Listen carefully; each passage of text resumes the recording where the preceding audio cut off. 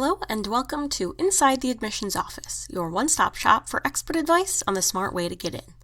My name is Kayla, and each episode I'll bring you an interview with a former admissions officer, a graduate of a top college, or an admissions expert. These interviews will take you inside the admissions office and will be full of behind-the-scenes knowledge, first-hand experiences, and application tips that will help you get into your dream school.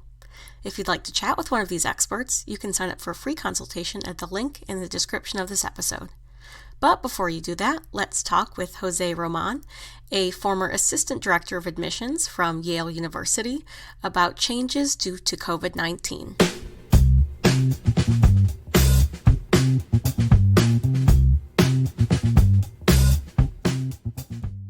Hi, José. Thank you for joining us today. Well, thank you for having me. Awesome. So, a few months ago, we did an episode similar to this, I guess, with updates about coronavirus and how it was changing admissions. But that was back when everything was kind of starting. No one really knew what was going on. And so now that we've made it through the summer, school's starting back up, we're really in the thick of everyone applying for college. I wanted to talk to another admissions expert again and kind of see how things have changed and what's going on. Sounds good. Awesome. So I'm going to start kind of broadly, I guess, and then narrow down to, I guess, specifically college admissions. But I wanted to start kind of with just college and education in general, since I know, if anyone watches the news, this is kind of what everyone's talking about, what everyone's nervous about. So one of the biggest things is that a lot of universities went back to school either a few weeks ago or very recently.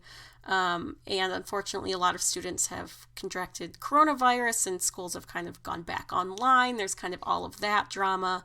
So for students and parents who are looking forward to college next year, that can be kind of worrying. So do you see any, I guess, changes that will affect younger students, if that will affect admissions at all? Should younger students and families worry, I guess, is kind of my general question. Yeah. I think first and foremost, and this is a bell that I've been ringing constantly, because I consider myself a developmental academic advisor. And for me, it's really important. I used to be an advisor at the college level, and I still consider myself someone who very much abides by those standards, by those tenets, and so forth. So really, well-being is what matters the most. Personal well-being, taking good care of yourself. This is impacting everyone. This pandemic is impacting all of us, including the folks reading the applications. I know a bunch of folks in the field, a number of folks in the field, and in higher education. So not just admissions, but in higher ed, it's really thrown everyone for a loop.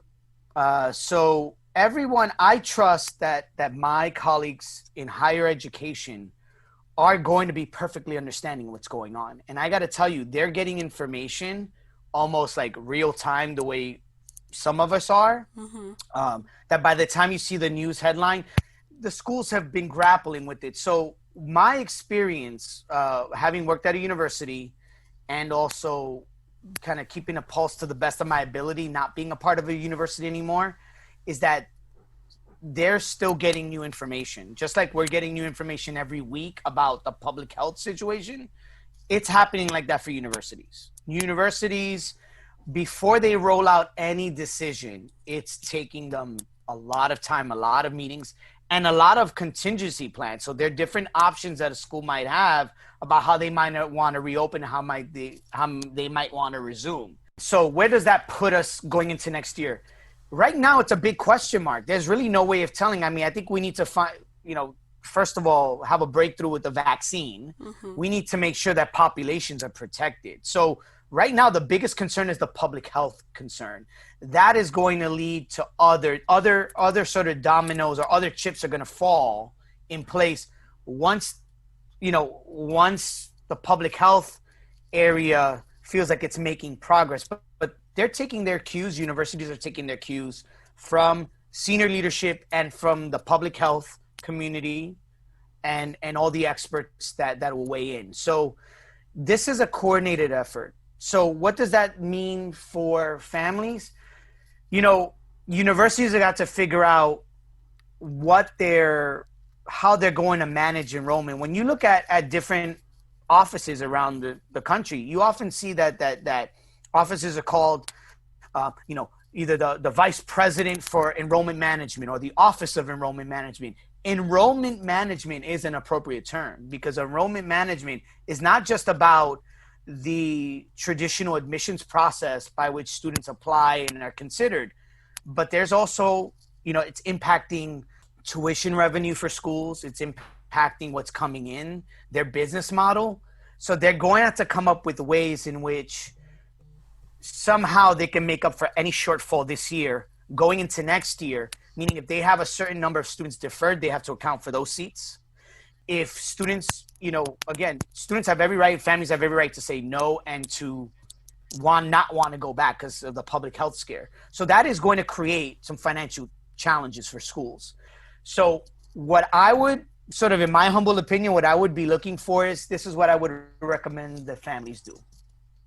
They continue to read any coverage on the education sector because the major publications have sections on education. Other publications such as the Chronicle of Higher Education can be very helpful. I know it's subscription based, but there are also articles and essays there that the community is sort of trying to understand where this is all taking us. When I think about next year's group, I think families need to just try to stay as well informed on what's happening, take their cues from the universities. The universities, it's in their interest to get a message out as expeditiously as possible. But they're not going to jump into a solution or an option that's going to be problematic. They really don't want to do that. So it's really delicate right now. Short of something massive like a vaccine or some major development happening on the health front, really, that's going to be sort of the next for everyone, for the government, that is really what we need to keep an eye on. Right. And keep an eye on what schools are publishing. That's what the Ingenious staff is doing. We're actually going to the school's websites. We're doing as much research to see what the latest breaking news is from a school, which is why we were able to keep track of test optional policies, like hot off the press. Like as soon as the school announced it, we were trying to stay on top of it to update our records. Mm-hmm. So we're reviewing that very carefully. But I cannot make any particular prediction about how schools, because there are different types of schools, different financial models, enrollment models. I can tell you from personal experience, there are really good people that work at these schools, and this is such a difficult spot for them that they're going to try to do what's best for everyone. But first and foremost, safety and well-being is what's going to really dictate the next set of actions. Yeah, I think there's a lot of really good points there. I think especially it's just important for students and families to remember that, no one really has all the answers right now. We're all kind of living in limbo right now. It's not like universities or admissions officers are kind of all-knowing, kind of omniscient beings, however scary or kind of intimidating as they may even seem. The most influential institutions that are in our society, which includes universities. But think about our government. Think about corporations. Think about, non-governmental organizations. We're all suffering. We've all taken a hit in our budgets. We've all taken a hit, again, our revenue streams. But if we keep having outbreaks, we're going to keep shutting things down. Universities definitely don't want to see that. At the same time, they're also feeling the urgency of having to meet their budgets, having that revenue. They're linked. So we just need to keep an eye on them because different schools are going to do different things. Everyone's different in the market. Everyone's different in the landscape. So you may see a variety of different things, different actions, but it's all going to start with the health situation. As soon as that gets sorted out, you may see some more things happening. But no school wants to open up and then shut back down. It's gut-wrenching. It's heartbreaking. Right. And like you said, just really keeping an eye on the news is kind of the most important thing at this point. So, kind of moving down from college to high school, I know a lot of schools are either doing, a hybrid model this year or having online classes. Everything looks a bit different. Extracurriculars might be canceled. So, from your standpoint, as someone who was an admissions officer, what is the admissions office's reaction going to be to this? Are students at a disadvantage if they can't do certain activities? Is that really going to impact, I guess, kids' chances? Everyone's going to look at these years as unusual times. And actually, an example that I can give you of how far ahead schools are looking, you're going to find that there's schools with test optional policies that are maybe holding on to these test optional policies for at least 2 or 3 years down the road, because it's affecting everyone from, 12th graders to 10th graders, even 9th graders, but more so the 10th, 11th, and 12th graders are definitely being. And if you look at how some of these policies are being rolled out, they're looking ahead as far out as the current 10th graders who might be applying in the future. So no one's going to forget the year 2020 anytime soon. And let me tell you, the people reading these applications are also being impacted. This is turning everyone's world on its head. Like, really, I trust that there's going to be a great deal of sympathy, a great deal of empathy when this process begins, or when this process continues to develop. So just as we as individuals, we as families, we as companies, as institutions, as communities are trying to conduct business in a different way, it's the necessity that feeds into that creativity. How do we have some sense of normalcy in our lives, or try to, in order for us to do what we enjoy doing? And we have to think about what we enjoy doing. I mean individuals, like in this case, high school students, to continue to do your activities to the best of your ability, as long as you're not putting yourself in harm's way. There are definitely activities that are obviously going to be impacted. Athletics being one of them. Like, how do you go? Well, that's a tough one but see, schools will understand that. See, universities reading these applications will understand that is happening. So if, let's say, you're going to be captain of your team this coming year, you're still captain. There's no question. You still keep up your title, and whatever projects you can, keep them active. But there's also going to be things that may become more dormant. So where do you go from here? We know that that's going to be good. We, as in admissions experts, the higher ed community, we know that that's happening. So what if you are someone who's in a position where a lot of your activities are sort of like up in the air? Even high schools are having a hard time figuring out how the funding is going to happen, how a group is going to remain active. Guess what? Universities are doing the same thing. Universities have the hybrid model. Universities did pass-fail grades in the spring.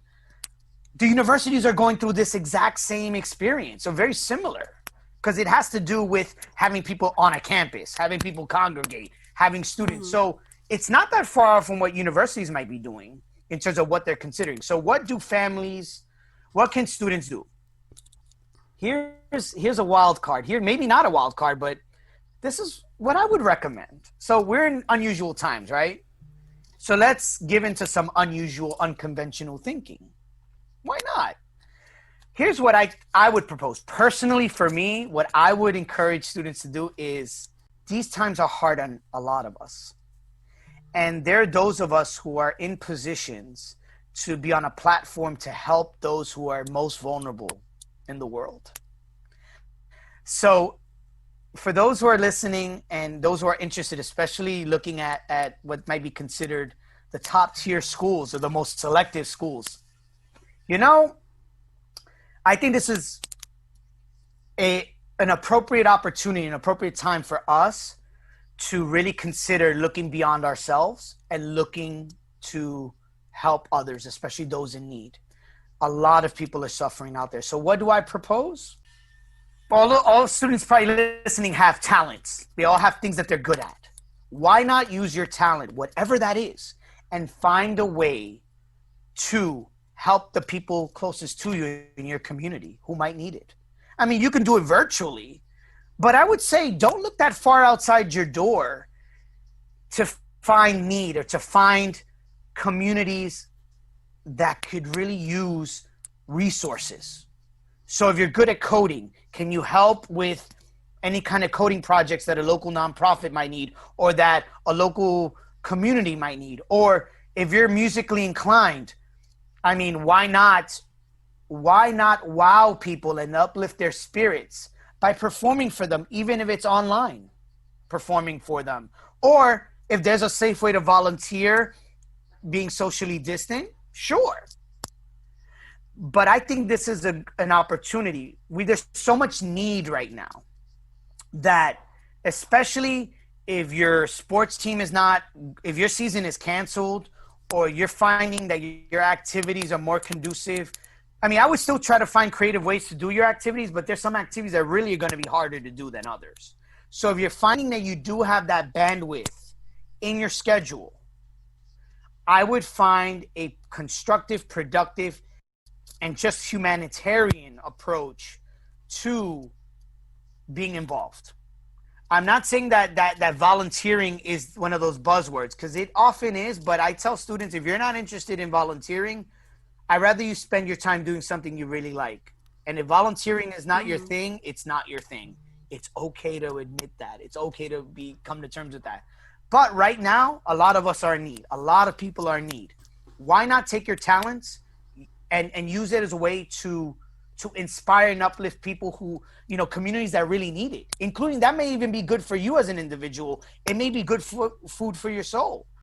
Yeah, there's a lot of opportunities out there, even though, some things are shutting down, a lot of, online opportunities have come out, a lot of, new technologies and everything. So there really isn't a shortage of anything to do. I mean, it really look beyond yourself. I think that right now, we all need to take care of our own health and well-being. Let's take care of ourselves first, all right? First, if you're having a hard time finding a comfortable place to study remotely, find your sanctuary and make it your own. Even if you're in a small apartment, look for it. Make sure that your mindset and your heart set are okay. Because if you have that foundation with your family, with your support system, you're able to feel more fortified and strong enough to help others. And if you could find a way to look beyond, once you are in a good place, sort of feeling like you're like, okay, I think I can do this, and you're fortified, look beyond yourself. And not just as a way to enhance a resume, but a product of that could be enhancing your resume. And that is, let me tell you, 50 to 100 hours of volunteer service. I'm just randomly throwing a number out there just to give you a sense of sort of commitment. If you can demonstrate that you've done a lot of hours of community service or volunteer work with your own, especially something that you enjoy doing, the amount of hours you can accumulate and you can show can be a real powerful symbol. Yeah, definitely very impressive. So another question that I have had a lot of families ask me, or I've seen a lot of students asking, is, a lot of students this past year deferred their admissions. They decided to take a year off since everything would be online and go to college next year. And a lot of families have kind of been concerned about, are those students taking my spots? Is it going to be even more competitive because of that?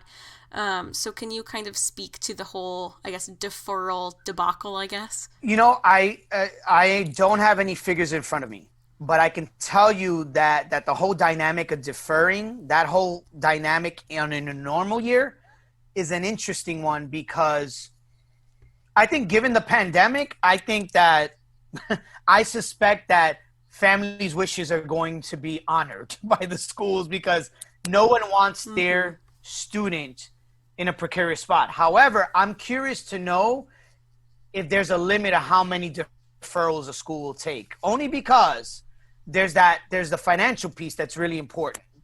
Schools don't want to miss the beat. They want to try to be as consistent in their metrics, consistent in their practices as possible, even given unusual times.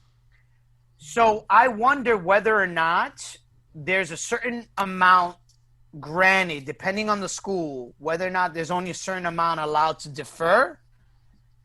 And then, those who would go online or hybrid. Mm-hmm. I don't know, unless I'm reading something about a school that's really putting its model out there.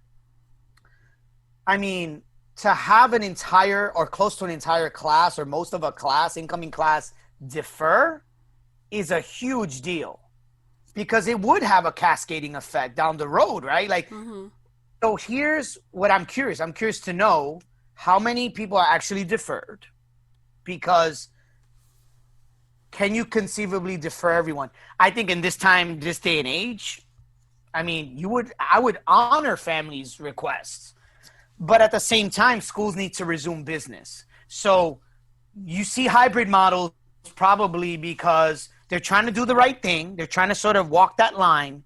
But if a school is going back to being completely online, they want the enrollment. They want the revenue that comes with that. They want all the benefits that come from having a full class. Right. And I would suspect that that's on their minds, meaning I'm curious to know what kind of creative enrollment strategy will be coming up, because I don't necessarily think that a school will want to admit fewer students next year. Maybe they want to keep their selectivity, but they want to maintain their enrollment. So if there's a way that they can sort of figure out a timeline or a place where they end up being where they were before, sooner rather than later in terms of enrollment, they're going to look for that. They might get creative. And I wonder if summer terms are going to be a part of it.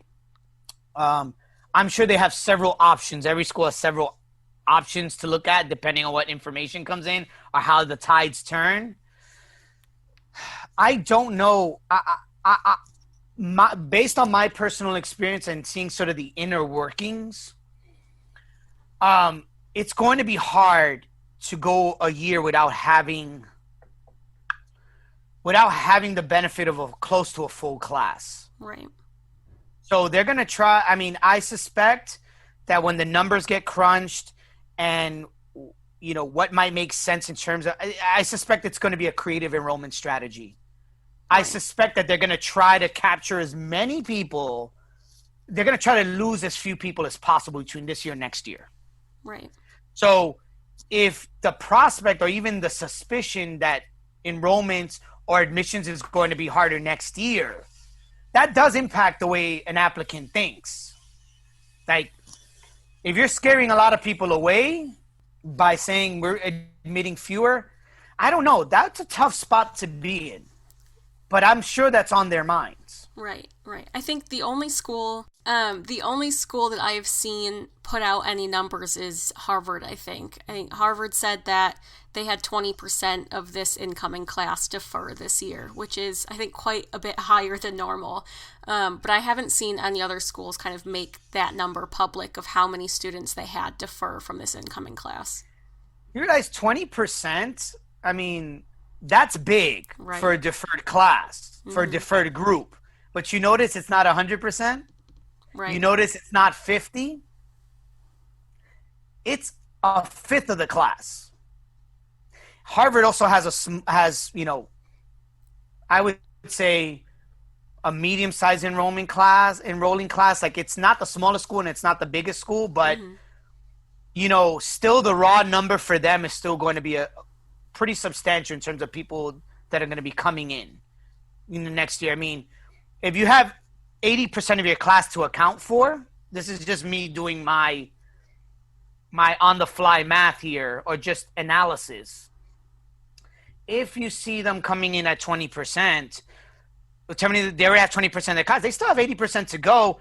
It's still going to be selected, but I wonder again, even with the group that's been deferred, I'm curious to know if there's anything on the back end going into next year that would allow Harvard or a school considering a big deferred group, wondering if they're going to make up for that somehow. Right. If they're going to find a way.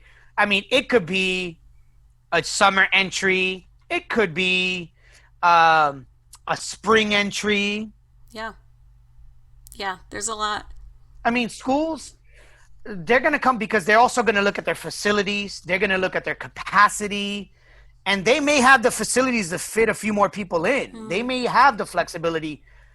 And understanding that this time is different. So I know that schools, part of their prestige is their exclusivity, right, their low admission rates. That's part of the allure. That's part of what draws people to these schools. These schools could probably admit more people, right, but that wouldn't make it the same brand. That wouldn't necessarily be on brand, right? But they also care about their enrollments. So it's finding a sweet spot, and that's going to be different for different schools. So I would be curious to know if they're going to work with a summer term, if they're going to work with a spring entry for some people. There may be different ways they're going to manage this so that maybe even in a couple of years, they're back to where they were before. Yeah, absolutely. And by then, hopefully we'll have a vaccine. Right. Yeah, it's a lot to consider. I mean, this has the potential to set us back. This has the potential to set us back in society 3 years, mm-hmm, given sort of everything. You know, some public health experts may say we may be 3 years before we get out of the full effects of this. Who knows?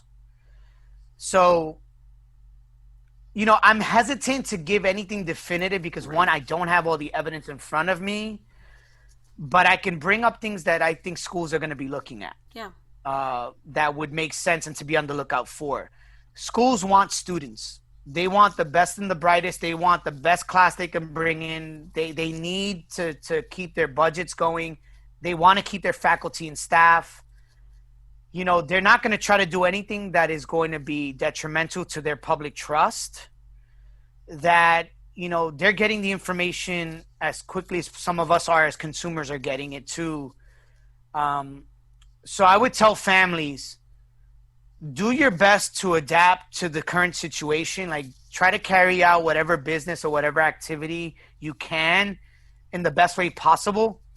But don't do anything that's going to further compromise the health of your family. Mm-hmm. Like, don't, you know, we're stressed out as it is, all of us, that I worry about the mental health effects this is going to have on all of us, right, when we come out of this. Because right now people are hurting, and mental health services, I suspect, are really in high demand right now.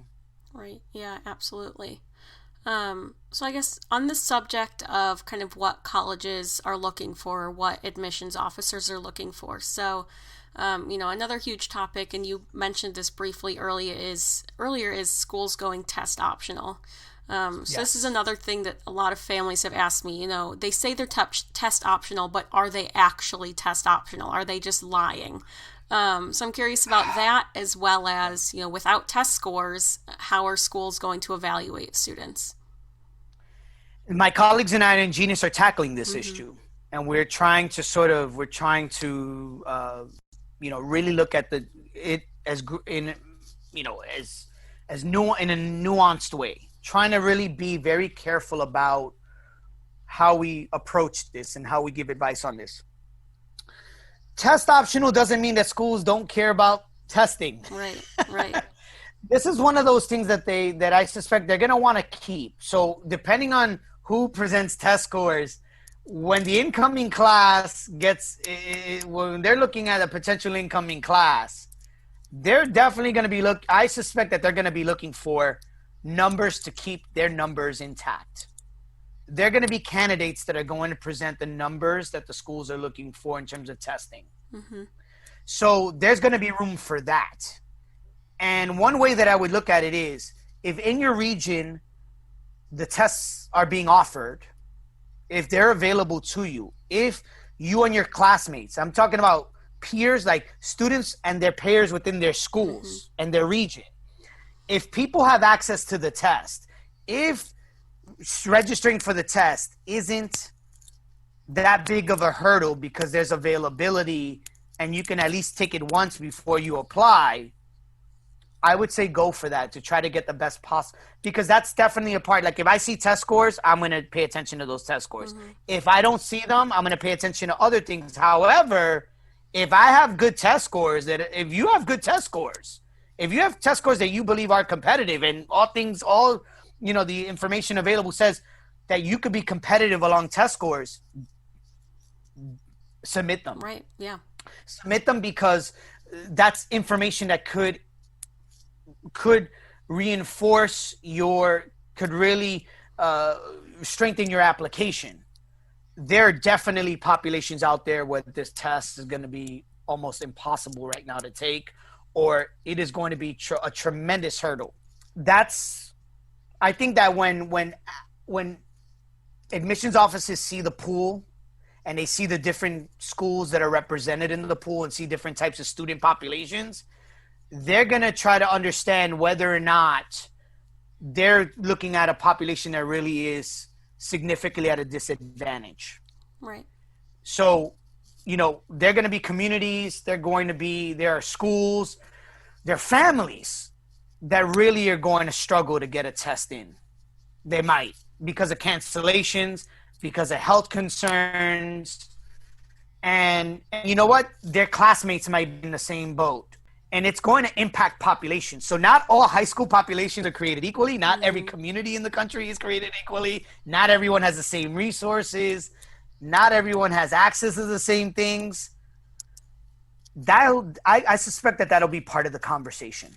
Right. Which means that if you're listening to this and you do have a shot at taking it and preparing for a standardized test, I would say try to do it. Mm-hmm. Give yourself a good effort to try to do it. Because that's something that schools might be looking at. They may be looking at context is a big part of this admissions process.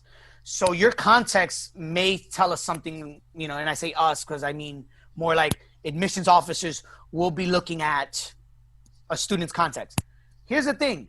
The common application, at least for this year, and I don't know if it will happen next year, but it makes sense if it's still impacting applicants this year. They have the COVID-19 prompt question in the common application.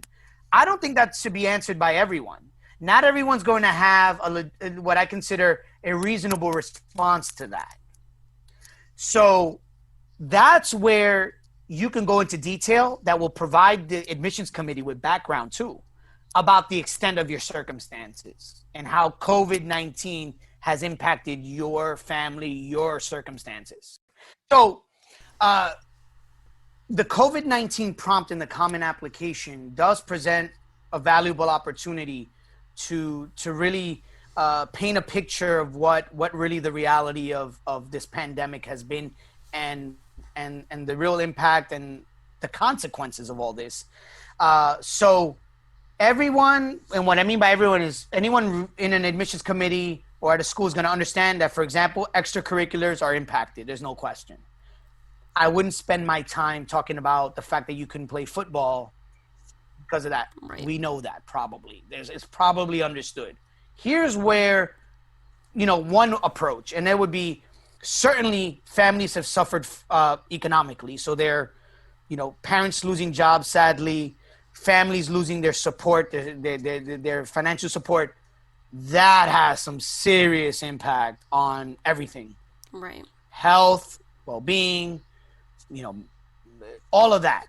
That's a situation that really can, really be worth explaining just so that the committees understand this is what you've been up against. Mm-hmm. People in families, families have suffered as a result of family members contracting COVID.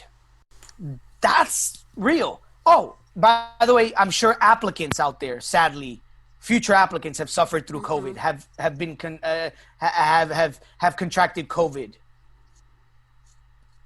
See, there's a noticeable sort of that's a story there. That's a narrative that matters. So if you feel that you have a story to tell that really does account for anything or anything sort of significant that a committee might see on an application, because it does affect academic performance too. So those things definitely shape the experience. And of course, testing. If testing is part of that story, it's worth looking into. I will say that, you will find students from particular schools or whatever. Like usually admissions officers like to read multiple applications for a single school. So they like to read the school together to sort of see how candidates. I would be curious to know if there's any schools with a mixed bag of students who were able to take the test, others who weren't. And I'm curious to know what the range of experiences has been. Because even within school, there may be serious sort of inequities from student to student. So if you have an opportunity, if there's a window there, if there's a glimmer of sort of daylight there for you to take the test, in earnest, if you can really take it, that could be helpful. If it turns out that the test results aren't to your liking, and in that situation is when you could begin talking about test optional schools and what the strategy is for a test optional. But the truth is, you don't have the luxury of, when it comes to highly selective schools, everything matters in that application. If it's test optional because the circumstances are stuff, fine. If testing is not there, then in any year, everything else matters still. So it doesn't matter whether or not it's test optional or not. You still need to make sure that every part of your application is the best that it can possibly be. That's how small the margins are for sort of, it's competitive. So, find a way. So if your extracurricular profile is lacking as a result of COVID, again, an idea that I would say would be a good use of time, just because I think it calls for us to really, look at our better angels and really try to bring out the best in ourselves as human beings during these really tough times, is if you can find a way to use your talent, use your energy, use what you have going for you to help, to look beyond yourself and really use that to uplift communities, to uplift people, to make, someone who may need good company. Like, it makes a difference for them. And if you get something going and you've got businesses cooking and you got multiple engagements, why not ask some of your classmates to be involved? Why not ask people in your neighborhood? You could be starting something. And again, I know that there's that discussion between being privileged or not being privileged. I get it. I get that there are a number of us who are in privileged positions. Well, guess what? That puts us on a platform, doesn't it? It puts us in a position in a position of relative strength, because COVID is affecting everyone. We're all suffering. Why not? Why not take that time that you would otherwise have and use it as a way to really just have an impact? Because impact does matter in this process. Impact. So find a way. Be creative about it in terms of how you can use your talents or your unique interests to really make a difference. I would say that those are things to really consider as you look ahead, and how you may make the best of a situation that's not really ideal. It's really tragic. Yeah, absolutely. I think it's really just kind of looking at what is available to you, both with testing and with the rest of your application, is looking at what you can do. And if you can't do testing, what are things you can do to strengthen the rest of your application, like you were talking about, like extracurriculars and everything. Absolutely. And I think that there are there are resources out there. Ingenious has their own resources for academic mentorships and things like that. We have things that we can work with our students on. However, in addition to that, there are other possibilities. And if you can be creative, innovative, and impactful, those are things that are very relevant in this process. But again, it all starts with your health and well-being. Take good care of yourself first and foremost, and see what's out there, because it could really make a difference in someone's life, including your own. It could be mutually beneficial. But also, again, if you're into, there are other possibilities like competitions. If you go and you submit some work for a competition or for an award, those are still out there. I think that there's some that you can do searches for that, and you can access a list for that are pretty standard. Like, they're pretty well established. They may just be going online fully for that particular experience. That's okay. But if you're looking for something else, something sort of that might be a little bit sort of outside the box. Well, your neighborhood is unique. The communities nearby are unique to your culture and your experience. See what they need. Mm-hmm. Be a good idea. Yeah, absolutely. So before we go, I just want to ask you, I guess, with everything in mind that we've been talking about, if you have any advice or kind of general strategies that we haven't been over yet for students who are applying this year. Okay. Applying this year, who are maybe 11th graders, right? Applying this year, or 12th graders that are applying this year. Sorry. Might not be irrelevant for the 11th graders, but we'll talk about that another time. Is continue to do your best. I know that the online or hybrid model is not ideal, but it's what we have to work with, right? And again, find a good comfy space. That's the good part of your strategy. Find a good comfy space to do your business, like to do your work, to make it a sanctuary, a place to celebrate learning. But also, here's one thing that I've noticed that I could see some students trying to do that I'm a little bit worried about. I'm worried about more schooling, more and more schooling, more and more studying outside of your normal classes or required classes, doing more testing, like more APs without taking the AP class.